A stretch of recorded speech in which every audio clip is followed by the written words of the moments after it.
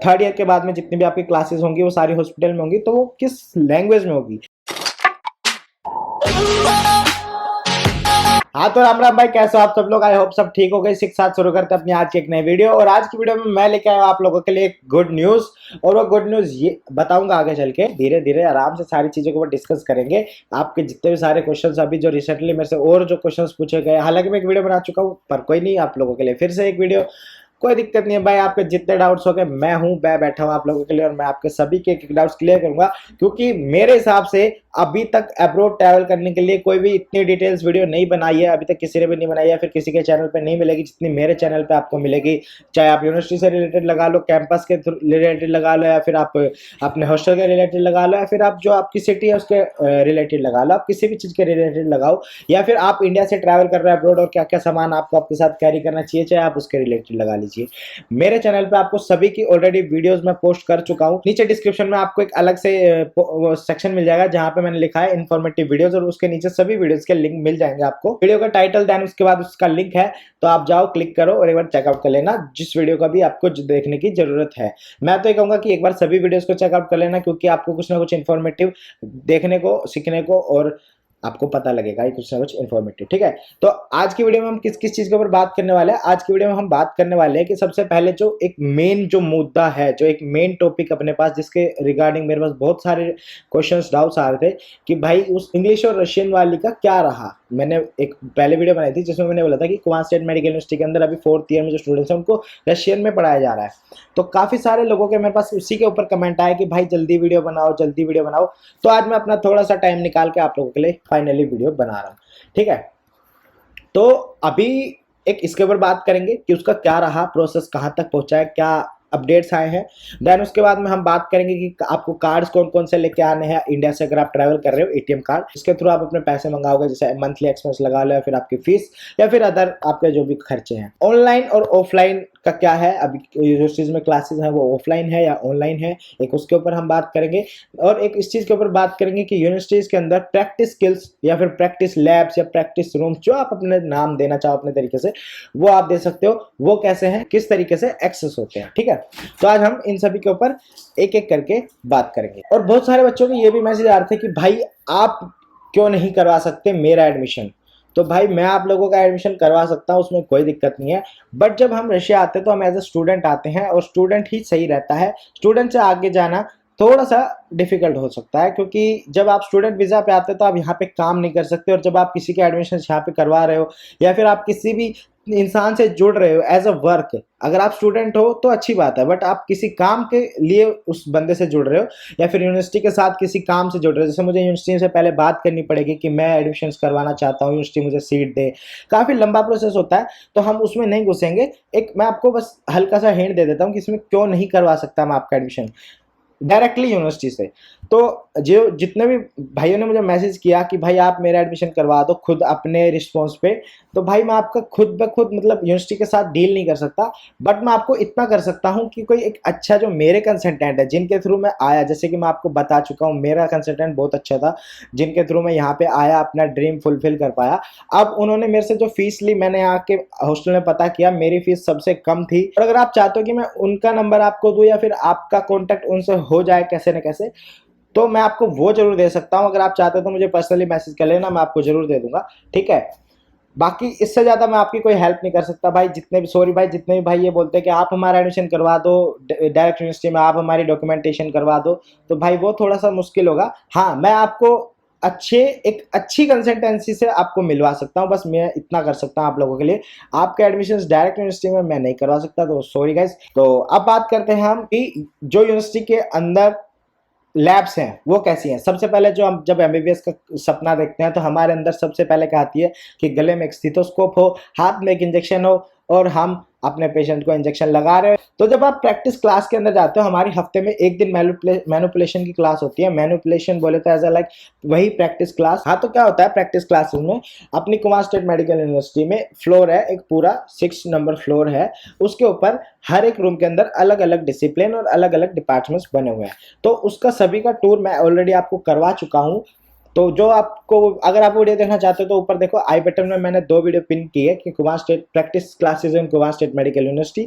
तो आप एक बार जरूर चेकआउट कर लेना अगर आप ये देखना चाहते हो कि कुमार स्टेट मेडिकल यूनिवर्सिटी में जो प्रैक्टिस करने के लिए जो इक्विपमेंट्स है या फिर जो रूम्स है वो कैसे हैं और कैसे फर्निश्ड है और क्या क्या उनके अंदर फैसिलिटीज हैं।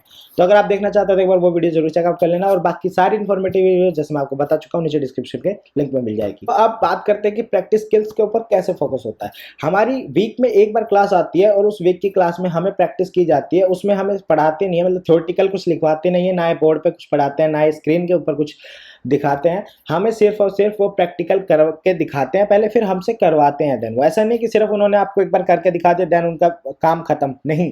जब तक आपको वो चीज समझ नहीं आ जाती या फिर आप खुद उसे कर नहीं सकते, क्योंकि ये नर्सरी केजी क्लास तो है नहीं भी आपको ABCD सिखाई, आपको आई नहीं आई 2 दिन बाद 2 थप्पड़ मार के सिखा देंगे, ऐसा नहीं होता बिल्कुल भी।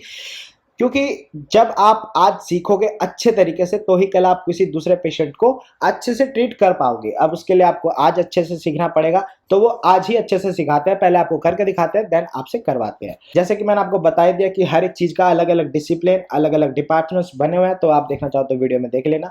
बाकी जो क्लासेस हैं वो हमारी प्रैक्टिकल की, कुछ क्लासेस जो मैनिपुलेशन की है वो लगती हैं यूनिवर्सिटी के अंदर ही 6th फ्लोर के ऊपर, जब आप आओगे तो देख लेना खुद ही।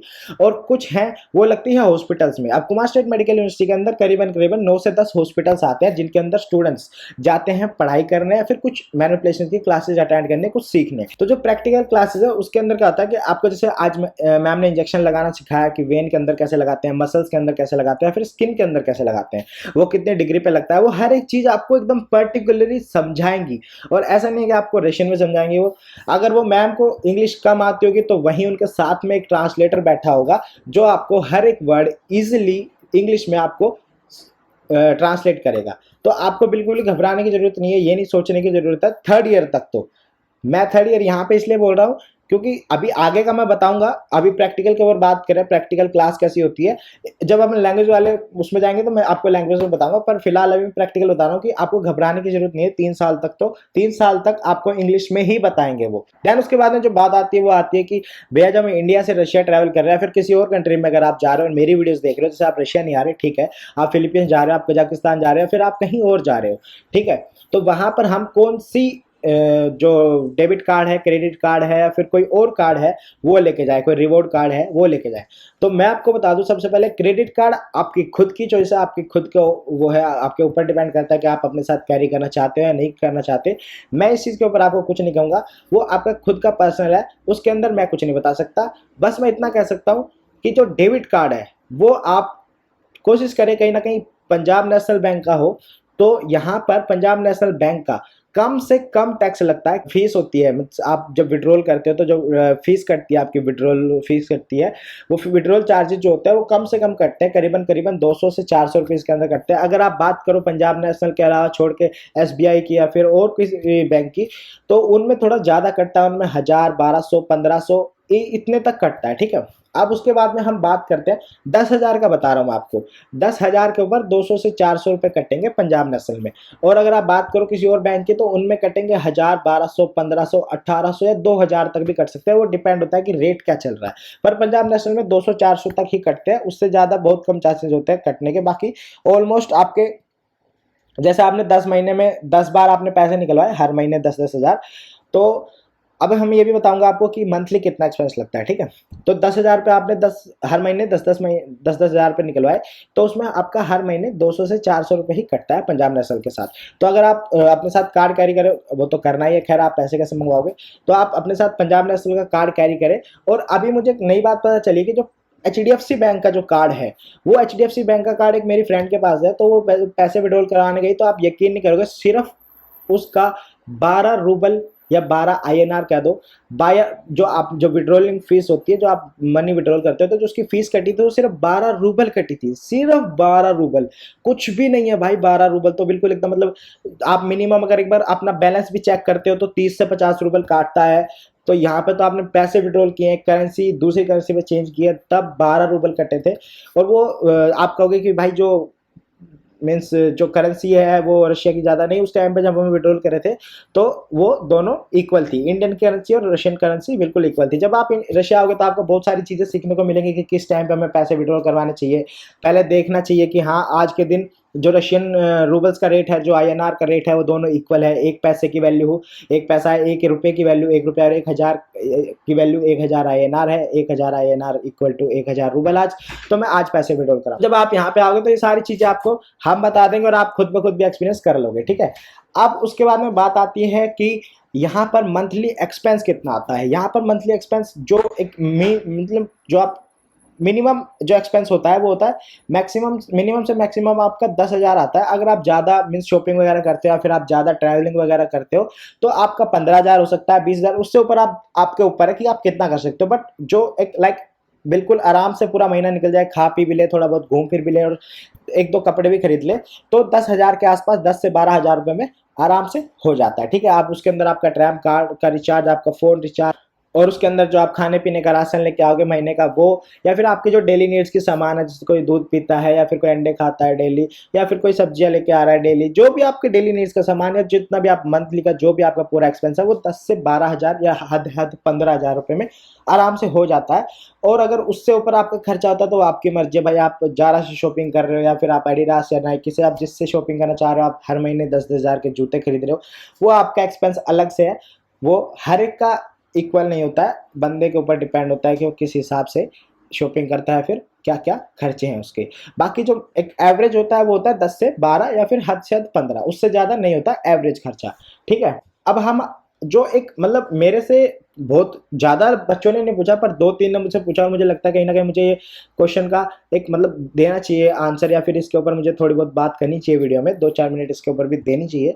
तो मैं आपको बताता हूँ कि वो क्वेश्चन क्या था। बहुत सारों ने मुझसे पूछा कि भैया यूनिवर्सिटी में या फिर हॉस्टल में रैगिंग होती है क्या। रैगिंग मतलब एक तरीके से कोई आपको परेशान कर रहा है या फिर आपको कोई टॉर्चर कर रहा है आपके ऊपर, या फिर आपको धमका पीट के कुछ काम करवा रहा है, आपको डांट धमका के कुछ काम करवा रहा है, फिर आपकी कोई चीज़ ले ली और वापस नहीं दे रहा, वो आपको परेशान कर रहा है, फिर इस तरीके से मतलब आपको इनडायरेक्टली या डायरेक्टली आपको एक तरीके से ट्रबल परेशान कर रहा है, ठीक है। तो उसका मतलब होता है रैगिंग। अब रैगिंग यहाँ पर रशिया में इलीगल है, रशिया के अंदर नहीं होती भाई बिल्कुल भी। आपको 1% भी आपको देखने को मिलेगी नहीं कहीं पर भी रैगिंग। तो यहाँ पर ऐसे माइंडसेट का कोई भी स्टूडेंट नहीं है और उसको यूनिवर्सिटी रखती भी नहीं है। अगर आपको कोई परेशान कर रहा है, अगर आपको कोई हल्का सा भी डांट देता है, कुछ उल्टा बोल देता है, अगर आपको पसंद नहीं आता है, जैसे आप अपने फ्रेंड के साथ भाई मजाक कर रहे हो, आपके रूममेट्स के साथ मजाक कर रहे हो, वो आपका इंटरनल मैटर है, वो कोई बड़ी बात नहीं। बट अगर कोई बंदा ऐसा है जो आपको जबरदस्ती आपकी मर्जी के खिलाफ आपको कुछ गलत बोल रहा है, आपके या आपको मार रहा है, आपको धमका रहा है, आप तुरंत उठिए, नीचे जाइए, कंप्लेंट कीजिए, या फिर अगले दिन यूनिवर्सिटी में कंप्लेंट कीजिए। आप जितने यूनिवर्सिटी से हॉस्टल आओगे 40 मिनट के अंदर अंदर उस बंदे के पास फोन आ जाएगा कि बेटा आप अपना बोरिया बिस्तरा बांध लो और टिकट करा लो इंडिया की, ठीक है। अब आप मैं यहाँ पे बोल रहा हूँ क्योंकि यूनिवर्सिटी इन चीज़ों को लेके बहुत स्ट्रिक्ट है। आप इतनी दूर से आए हो, इंटरनेशनल स्टूडेंट हो, उनका फर्ज है आपका ध्यान रखना। और जो ऐसे लोग होते हैं जो दूसरों को परेशान करते हैं, फिर दूसरों की लाइफ में डिफिकल्टीज पैदा करते हैं, उनको यूनिवर्सिटी क्यों ही रखना चाहेगी, जो कि एक क्लाइमेट खराब करते हैं जहाँ पर आप रह रहे हो। एक एजुकेशनल पर्पज से आप यहाँ पे आए और यहाँ पे आने के बाद आप अगर आप ऐसा काम करते हो तो यूनिवर्सिटी आपको नहीं एक्सेप्ट करेगी, वो आपको उठाएगी और सीधा फेंक देगी जहां से आप आए हो, ठीक है। अब ये सारी बात हो गई कि रैगिंग की, रैगिंग नहीं होती। अब बात करते हैं कि जो क्लासेस है वो ऑफलाइन, ऑनलाइन या फिर ऑनलाइन या ऑफलाइन, सारी ऑनलाइन है, सारी ऑफलाइन है, या फिर क्या सिस्टम क्या है भाई। आप मेरे ब्लॉग्स देखते हो कि मैं अपने डेली ब्लॉग्स डालता हूं, जो कि जिसको नहीं पता, अगर कोई पहली बार आया तो चैनल को सब्सक्राइब कर लेना, और मेरे डेली ब्लॉग्स अगर आप देखना चाहते हो, अगर आपको अच्छे लगे आप देखना, आप सपोर्ट करना, ठीक है। वैसे जो लोग मुझे सपोर्ट करते हैं, जो मेरी वीडियोस के नीचे कमेंट करके पूछते हैं कि भाई ये क्वेश्चन है, ये डाउट है, या फिर ये मुझे बता दो, ये इसके ऊपर वीडियो बना दो, भाई मुझे बहुत अच्छा लगता है। आप इतने मतलब पॉजिटिवली कमेंट्स करते हो, मेरा मोटिवेशन डबल हो जाता है, और मैं अपनी स्टडीज़ को साइड में रख के कुछ टाइम निकाल के घंटे 2 घंटे आप लोगों के लिए वीडियो बनाता हूँ, एडिट करके पोस्ट करता हूँ। चलो ये सारी बातें तो चलो ठीक है साइड में रखते हैं, अभी हम काम की बात करते हैं। काम की बात ये है कि यूनिवर्सिटी के अंदर ऑफलाइन ऑनलाइन का क्या पैटर्न है अभी फिलहाल कोविड के दौरान। तो जितने भी आपके लेक्चर्स हैं, मैं वैसे तो हर मतलब जो मेरी रेगुलर्स वीडियो होती हैं उनके अंदर मैं काफ़ी बार बता चुका हूं, पर कोई बात नहीं, मैं आपको बार बार बताऊंगा, जितनी बार आप पूछोगे मैं आपको बताऊंगा। तो अभी जो पैटर्न है वो ये है कि जो लेक्चर्स होते हैं, लेक्चर्स बोलते हैं जैसे कि जिसके अंदर जैसे आप फर्स्ट ईयर में और आपके फर्स्ट ईयर में 3 ग्रुप है, 1 2 3। फर्स्ट ग्रुप में 15 बच्चे हैं, सेकंड ग्रुप में 12 बच्चे हैं, थर्ड ग्रुप में 18 बच्चे हैं। अब लेक्चर के अंदर वो तीनों ग्रुप एक साथ एक रूम में बैठेंगे और उसमें टीचर सिर्फ पढ़ाता है, आपसे ना ही क्वेश्चन पूछता है, ना ही आपका कोई टेस्ट होता है, ना ही आपका कोई वाइवा होता है, ना ही आपका कोई काम चेक होता है कि मैंने आपको होमवर्क दिया था वो आपने किया नहीं किया। ये होता है लेक्चर। अब होता है एक लेसन या फिर क्लास, प्रैक्टिकल क्लास। उसके अंदर क्या होता है, जो अगर आप फर्स्ट ईयर में, आपके फर्स्ट ईयर में 3 ग्रुप है, 1 2 3। तो जो फर्स्ट ग्रुप है वो एक अलग रूम में बैठेगा, उनका एक अलग सब्जेक्ट की क्लास होगी। जो सेकंड है वो एक अलग रूम में बैठेगा, उसकी एक अलग सब्जेक्ट की होगी। और जो तीसरा ग्रुप है वो एक अलग रूम में बैठेगा और उसकी अलग क्लास होगी। मतलब तीनों ग्रुप की अलग अलग क्लास होती है और अलग अलग रूम्स में होती है और अलग अलग टीचर्स अलग अलग सब्जेक्ट्स के साथ, ठीक है। अब उसके अंदर आपसे जो पिछली क्लास में पढ़ाया था या फिर जो लेक्चर के अंदर पढ़ाया गया था उसके ऊपर क्वेश्चंस पूछे जा सकते हैं, या फिर जो प्रैक्टिकल क्लास के अंदर दिया है, जैसे आपके मान लो हिस्टोलॉजी की क्लास है, उसके अंदर टीचर को आपको 16 या 20 स्लाइड्स दिखाने किसी भी चीज़ की, तो वो स्लाइड्स टीचर आपको दिखाएगी, प्रैक्टिकल करके दिखाएगी, आपके प्रैक्टिकल पूछेगी आपसे क्वेश्चंस, आपके टेस्ट लेंगी और थोड़ा बहुत आपको पढ़ाएंगी भी, ठीक है। ये बेसिकली फर्क होता है लेक्चर और लेसन के अंदर। अब जो लेक्चर्स है वो है ऑनलाइन और जो लेसन्स है वो है ऑफलाइन, ठीक है। अब आपको मुझे लगता है कि अब आपको समझ में आ गया होगा कि कुबान के अंदर ऑनलाइन ऑफलाइन का क्या पैटर्न है, किस तरीके से अभी चल रहा है कोविड को लेके। हालांकि हमेशा नहीं होता, बट कोविड के ध्यान में रखते हुए ऐसा करना पड़ता है, क्योंकि जब बहुत सारे बच्चे एक साथ क्लास में बैठते हैं लेक्चर टाइम में, जैसे कि मैंने बताया लेक्चर में तीनों, जैसे 3 ग्रुप है तो तीनों एक साथ बैठेंगे, तो उस टाइम पे थोड़ा सा इन चीज़ों का ध्यान रखना पड़ता है। और जब लेसन होता है तो 10-15 बच्चे बैठते हैं तो टीचर थोड़ा दूर दूर बैठा देती है कि भाई एक बेंच पे एक बंदा, या फिर एक छोड़ के एक ऐसे बैठो, मास्क वगैरह पहन के अच्छे से, तो कोई इतनी ज़्यादा दिक्कत नहीं होती। आई होप आपको समझ में आ गया कि ऑफलाइन और ऑनलाइन में फ़र्क क्या है, और लेक्चर्स ऑनलाइन लगते हैं, लेसन्स ऑफलाइन लगते हैं, ठीक है। तो अभी हम आगे बात करते हैं जो अपना, जिसके लिए आप सब लोग एक मतलब वेट कर रहे हो कि भाई कब बताएगा, भाई कब बताएगा, बता दे बता दे बता दे। मैं बताता हूँ अभी आपको कि जो नई अपडेट आई है अभी निकल के, जो आपका थर्ड ईयर के बाद में जितनी भी आपकी क्लासेस होंगी वो सारी हॉस्पिटल में होंगी, तो वो किस लैंग्वेज में होगी। जैसे कि मैंने आपको पिछली वीडियो में बताया था कि फोर्थ ईयर स्टूडेंट्स ने एक लेटर लिखा है कि हमें इंग्लिश में क्लास चाहिए, अपना इंग्लिश लैंग्वेज में चाहिए, आप रशियन में हमें मत पढ़ाइए, हमें कुछ समझ में नहीं आता है। तो यूनिवर्सिटी ने एक कहीं ना कहीं मुझे कहीं से हिंट मिली है, ऑफिशियल अपडेट अभी तक नहीं आई है। मैं आपको क्लियरली बता देता हूँ भाई, मेरा झूठ बोलने का कोई भी मोटिव नहीं है यहाँ पे, कल को आके कभी आप मुझे यहाँ पर पीट रहे हो, मार रहे हो, गालियाँ दे रहे हो कि भाई तेरे कहने की वजह से हम यहाँ पे आए और तूने हमें गलत गाइड किया। भाई बिल्कुल भी ऐसा नहीं है। मैं आप लोगों को 1% भी झूठ नहीं बोलूंगा, 1% भी गलत बात नहीं बताऊंगा, क्योंकि ये एक फ्यूचर का सवाल है और आपका फ्यूचर तो है ही है। कल को आप जिसको सर्व करोगे अपनी पढ़ाई, अपनी एजुकेशन, आपके पेशेंट्स को, उनकी भी फ्यूचर का सवाल है। तो इसलिए मैं आपको कोई भी चीज़, कोई भी जो एक न्यूज़ है, कोई भी एक अपडेट है वो गलत नहीं बताऊंगा। तो अभी तक ऑफिशियल अपडेट तो यूनिवर्सिटी की तरफ से कोई निकल के नहीं आई है कि भाई हम आपको इंग्लिश में पढ़ाएंगे ही पढ़ाएंगे। कहीं ना कहीं से आपको पता ही, अगर बात होती है तो वो आई जाती है कानों में, और मैं आप लोगों के लिए यूनिवर्सिटी में भी अपने कान हमेशा खुले रखता हूँ। कहीं ना कहीं से कोई ना कोई बात पता लगी जाए ताकि मैं आप लोगों तक पहुंचा सकूँ। तो मुझे कहीं ना कहीं से ये सुनने में आ रहा है कि अभी आने वाले कुछ ही दिनों में, महीनों में भी नहीं, कुछ ही दिनों में इंग्लिश में पढ़ाना स्टार्ट कर देंगे फोर्थ ईयर को भी।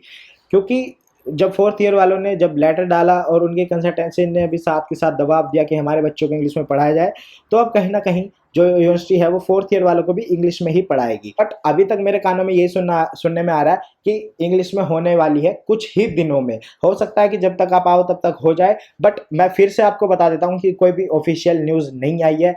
मे भी हो सकता है ये कोई रूमर हो, मे भी हो सकता है ये कोई झूठ हो, बट जहां तक मुझे लगता है कि ये झूठ नहीं है, क्योंकि यूनिवर्सिटी समझती है स्टूडेंट्स का जो नीड है, वो जो स्टूडेंट्स को चाहिए भाई इंग्लिश में चाहिए, तो उन्हें इंग्लिश में पढ़ना है और वो इंग्लिश समझ के ही यहाँ पर आए थे। तो कहीं ना कहीं यूनिवर्सिटी उनको सपोर्ट करेगी, साथ देगी और उन्हें इंग्लिश में आगे पढ़ाएगी, ठीक है। तो बस यही थी अभी तक की, तो जितने भी आपकी अपडेट्स या फिर जितने भी क्वेश्चंस मुझसे पूछे गए थे, अगर आपका अभी भी कोई डाउट बच गया या फिर अभी भी आपका कोई डाउट रहता है, तो मैं आप लोगों के लिए बिल्कुल 24 घंटे मेरा इंस्टाग्राम खुला रहता है। मैं कभी भी उसके ऊपर कोई भी बाउंडेशन या फिर मेरे यूट्यूब चैनल के ऊपर मैं कोई भी पेमेंट नहीं लेता, एकदम फ्री है। इसको आप सब्सक्राइब कर लो और मेरी सारी वीडियोस को चेकआउट कर लेना। और उसके बाद भी अगर आपका कोई डाउट नहीं क्लियर हो पाता है, हालांकि मैं लगभग अप्रोक्सीमेट सारे जितने भी क्वेश्चन या जितने भी डाउट्स है या फिर जितने भी वीडियोज़ है कुमान के ऊपर, कुमान स्टेट मेडिकल यूनिवर्सिटी के रिगार्डिंग या फिर हॉस्टल के रिगार्डिंग, वो सब बना चुका हूँ, वो सब एक बार आप चेकआउट कर लेना। Link in the description. फिर भी अगर आपका कोई डाउट रह जाता है तो मैं आप लोगों के लिए 24 घंटे तैयार हूँ। आप बस अपना क्वेश्चन मेरे को कमेंट कीजिए या फिर इंस्टाग्राम पे मैसेज कीजिए, मैं आपको पर्सनली रिप्लाई करूंगा। जितना जल्दी हो सकेगा उतना जल्दी मैं ट्राई करता हूँ अपनी तरफ से कुछ ही घंटों में देने की। जैसे मैंने फोन उठाया, मैं सबसे पहले सारे काम छोड़ के आप लोगों के कमेंट देता हूँ। इवन कभी कभी तो मेरे साथ ऐसा भी होता है कि मैं अपनी फैमिली से बात करने, जैसे मम्मी पापा से बात करनी होती है, तो मैं वो भी बाद में करता हूँ, पहले आप लोगों के कमेंट के रिप्लाई करता हूँ।